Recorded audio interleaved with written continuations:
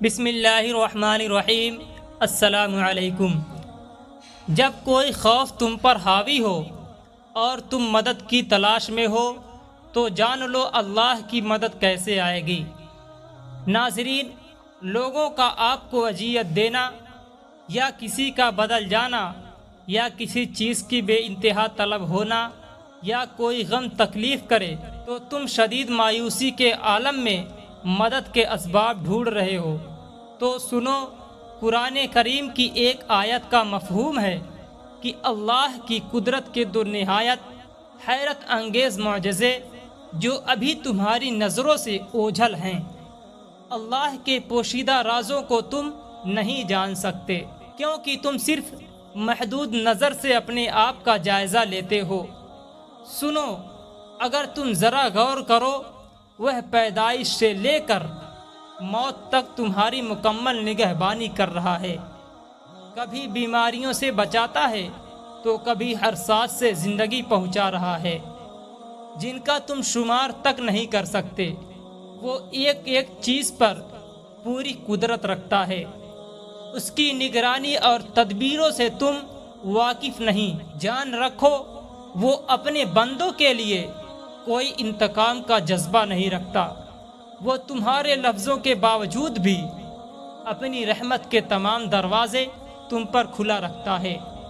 وہ رحمان تمہارے لیے پہلے ہی ہر چیز کا انتظام کر کے رکھتا ہے، پر تم اپنی محدود سوچ کی نادانی میں سمجھ نہیں پاتے اور مایوسی اور اداسی کا شکار رہنے لگتے ہو۔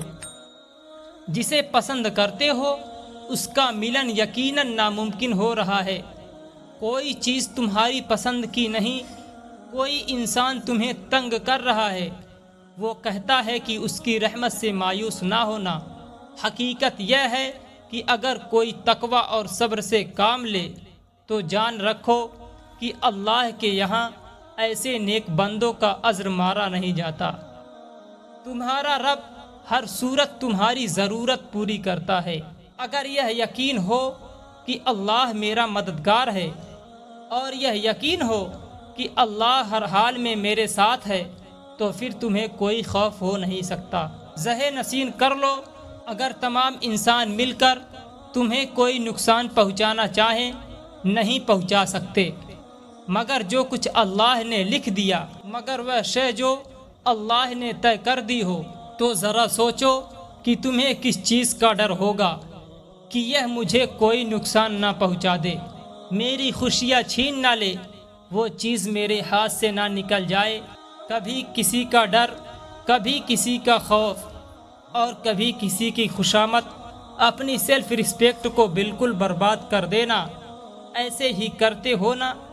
تم سمجھتے ہو کہ اس کے ہاتھ میں میرا کوئی نفع ہے، اس کے ہاتھ میں میرے لیے کوئی طاقت ہے، یہ میرا کوئی کام بنا سکتا ہے۔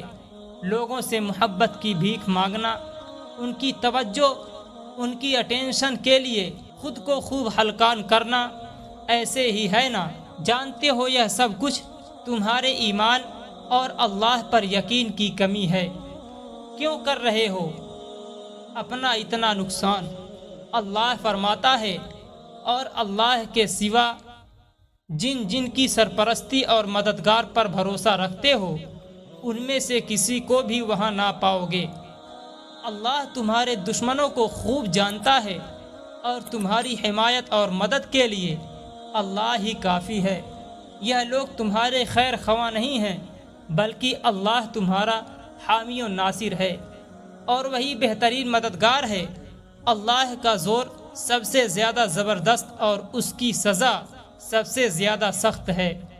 نبی کریم صلی اللہ علیہ وسلم نے فرمایا، تم میں سے جب تک کوئی مومن نہیں ہو سکتا جب تک کہ اس کی خواہش نفس اس کے طریقے کے تابع نہ ہو جو میں لے کر آیا ہوں۔ یاد رکھو، رب کو ہماری نہیں بلکہ ہمیں رب کی ضرورت ہے۔ جب یہ غلط پاس ورڈ سے معمولی موبائل نہیں کھل سکتا تو پوری طرح سے زندگی سے مدد کے دروازے کیسے کھلا سکتے ہیں؟ اگر اسے وقت پر قابو کر کے لگام نہیں ڈالو گے تو یہ تمہیں قابو کر لے گا اور پھر یہ بے لگام گھوڑا یا تو تمہیں گرا کر زخمی کر دے گا یا تمہاری منزل کو گمنام۔ اگر تم اللہ کی مدد چاہتے ہو تو نفس کی پیروی کے بجائے اللہ کی امان ڈھونڈو۔ جہاں تمہارے لیے راحتوں کا سامان ہے اور اللہ کی رسی کو مضبوطی سے تھامے رہو تو خوبصورت معجزے بھی تمہارا مقدر بن جاتے ہیں۔ بے شک جب اللہ اس مہربان رب کی رحمت عرش سے اترے گی تو تمہاری زندگی ایسے روشن ہوگی جیسے ہر رات کے بعد صبح روشن ہوتی ہے انشاءاللہ۔ دوستو، امید ہے آپ کو آج کی یہ ویڈیو پسند آئی ہوگی۔ اگر آپ کو ویڈیو پسند آئی ہو تو ویڈیو کو لائک، شیئر اور ایک پیارے سے کمنٹ کے ساتھ ہمارے چینل کو ضرور سبسکرائب کر دیں۔ پھر ملتے ہیں کسی دوسری ویڈیو کے ساتھ، تب تک اپنا خیال رکھیں۔ اللہ حافظ۔